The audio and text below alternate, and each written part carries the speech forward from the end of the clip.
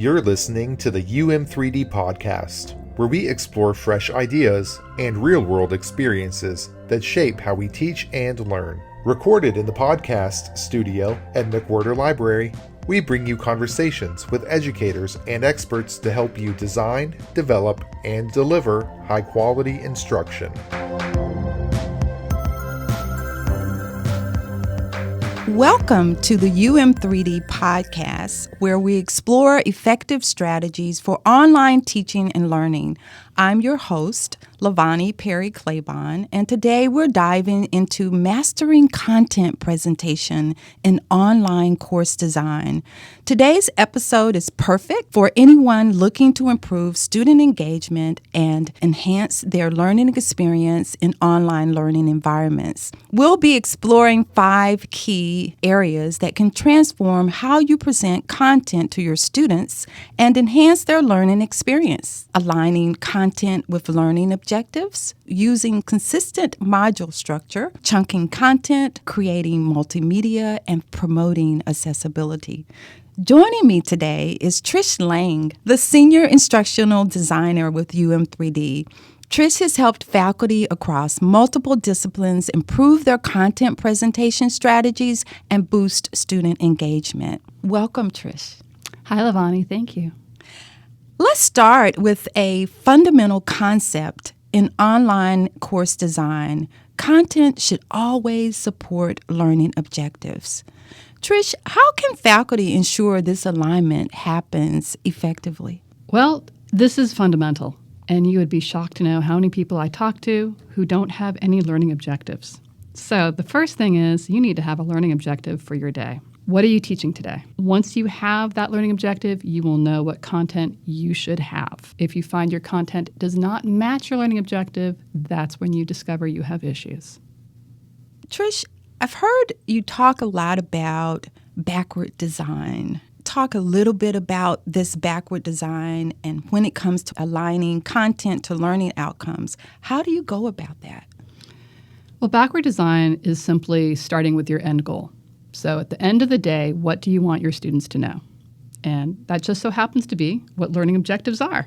Again, once you know your learning objectives, you can start designing your course to meet the learning objectives for the entire course or for a certain module. So you'll take those learning objectives, use them to figure out what your content is going to be, use them to, once you know your content, you know what your assessments are going to be. And just like that, you have an entirely designed course, right? It's never that easy, is it? Awesome. How can faculty assess whether their content is actually supporting their learning objectives? This is actually my favorite thing to do with any course.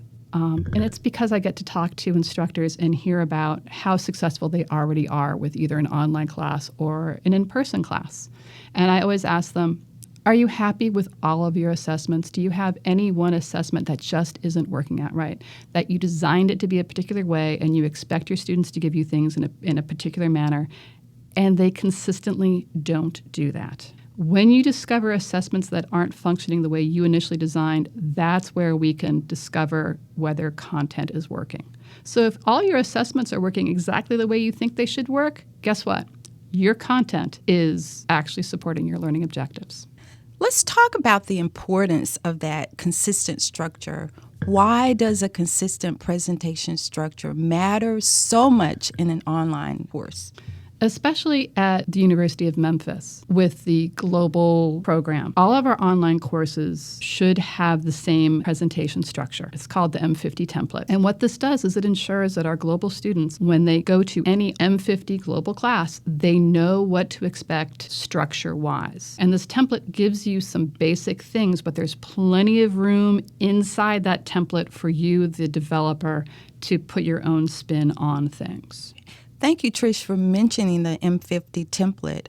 What elements should be included in every module to create that consistency when they're using that template?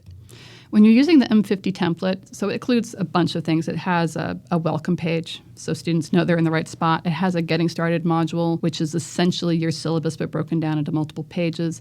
And then at a modular level, it has the most important thing, I think, which is an overview and to-do list. Instead of you emailing your students, hey, this week we're doing this, or putting in an announcement, which I see a lot, We put it in every module so students can see in this module. So here we are in Module 4. This is what we're doing in Module 4. Here are our learning objectives for Module 4. And here is a to-do list that will ensure what the students know exactly what they need to do to successfully complete that module.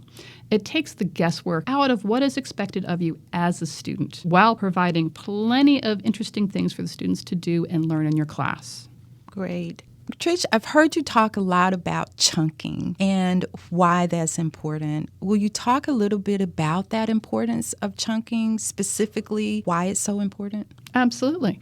So chunking is the art, I'm going to call it an art, the art of taking all of your content that you want your students to learn in a particular module and chunking it into smaller, logical pieces. It helps the students understand how your information flows together. So you can't just throw them every single thing. You need to divide it into small pieces. Think of like an outline that you would make for anything.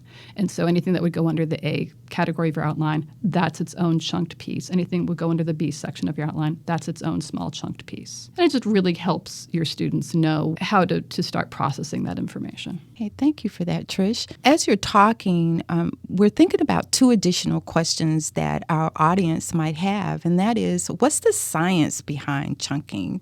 And a second question being, how does chunking content play a role in the cognitive load theory and working memory? All right. So cognitive load theory is a theory that says everyone only has so much space in their working memory to do anything. And because of that, we need to make sure that we are presenting materials in such a way that the students' working memory is focused on the subject at hand, at what you want them to know, versus how they're going to get there. M50 template really helps with cognitive load in that the students don't have to figure out, what am I doing this week? They have that in the overview and to-do list. And then their working memory can be spent on learning your content. Let's move on to multimedia. What are some effective ways to use video and other media to enhance learning? Well, most people know that Canvas includes a feature called Studio, but a shocking number of people on campus don't know about this yet, so I always make sure people know about Studio. Studio is Canvas's video creator. Everyone has access to it, including your students, and you can use it to create video and screencasts as well. These things can be added to your Canvas course really easily. We embed them, which also helps with cognitive load. So when we embed a video, it's within the Canvas page. It's not some random link the students click on and they're not sure what's going to happen. I really love the whole embedding. The other thing you can do with Studio is it can build quizzes off of your video. So you can add quizzes there. And if you don't want to do quizzes, which I do love for the lower level division courses, but maybe your upper level division courses, maybe you don't need to be doing quizzes at that length or at that level, it has data insights. So you can actually see which of your students have been in there and for how long. So if you have a video and you're wondering, has my student ever looked at this? And if they have looked at this, how are they still not getting this concept? And you go back in there and you see your data insight tells you no one's looked at it. You've identified your problem. I'm a big fan of data insights using Studio. Awesome. Well, it's interesting that you mentioned data insights because we want our students to watch the videos. So what tips do you have for creating videos that students might want to watch? My biggest tip is to make them fairly short. So people ask me all the time, what's the optimal length for a video? And my easiest answer is long enough to present your content. But it needs to be just one piece of your content. Don't try to do 6 different things at one time and call it a long video. That doesn't work. So just give us one piece. There's a couple of reasons behind that. Not only does it help with our students' attention span, which none of us have great attention spans these days, I'm sorry to say, but it also helps when your student comes back to review. I want them to be able to find what they need right away. So if you have a really long video on 6 different topics and they just need to review one of those topics, they're going to be frustrated they can't get to it. The other thing I tell people is, especially those who are newer to doing online courses, is you are not required to talk on video the same amount of time you would talk in an in-person class. So if you teach a 3-hour symposium, you do not have to make a 3-hour video. Not at all. In a 3-hour symposium, I like to think you're not there standing in front of the class the entire time, talking. And if so, you got some great students there. But you're talking to your students. Your students are talking to you, and you're reiterating a lot of things. When you have a video, You only have to say it one time. Your students can always rewind. The other thing to make a video students want to watch, please provide captions. It's super simple in Studio to do that. Or if you're one of those people who don't feel comfortable just talking at a video camera or your computer as it is, and you prefer to have a script, use that script as a transcript. All these things, and of course, I already mentioned embedding. Do those things, you will have students that actually watch your videos. Well, awesome tips, Trish. Thank you for sharing that. Let's move on to a brief discussion on designing accessible course materials. We'll have a future podcast that will focus on accessibility, but for today, we're going to just talk about some key components that are very brief. So, Trish, would you share what some of those accessible content presentation components are within the Canvas pages? Sure. So accessibility has become both easier and more difficult, I think. The easier part is that a lot of it is done automatically for you. The more difficult part is that because it's so easy, there's a whole lot more to provide. So let's start with the simplest. And the simplest is, if you use Canvas pages, your courses are going to meet the bare minimum of accessibility. Canvas pages have correct fonts, correct font colors, and correct layouts. And that used to be difficult for faculty to provide. It's super simple now. Great. Trish, if there was one accessibility improvement that faculty could implement today that would make a big difference, what would it be? So one thing that anyone can do, if you've got a Canvas page, there's something called the accessibility checker. Click on it. If it tells you to do something, do it. It will guide you through correcting things like tables and headings, which both sound boring as all get out and nobody has the time to do, but you do have the time to do it and your students do deserve it. Well, Trish, thank you for joining us today. We've covered a lot of ground. I have just one other question that I'd like to ask, and that is if faculty could focus on just one aspect of content presentation to improve right away, what would you recommend? I only get to pick one? Two. I'm going to do two. Okay. The first thing I'd say is start small. You don't have to redo an entire class. You don't have to design an entire class.